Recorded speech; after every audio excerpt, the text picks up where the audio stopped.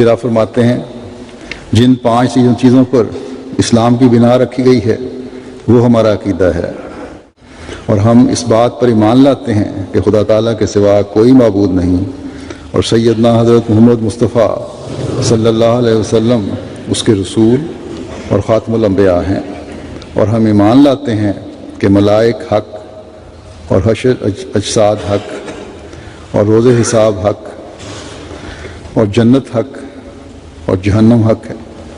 اور ہم ایمان لاتے ہیں کہ جو کچھ اللہ جل شانہ نے قرآن شریف میں فرمایا ہے اور جو کچھ ہمارے نبی صلی اللہ علیہ وسلم نے فرمایا ہے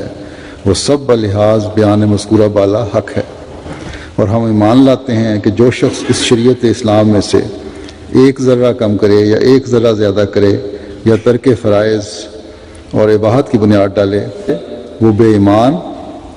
اور اسلام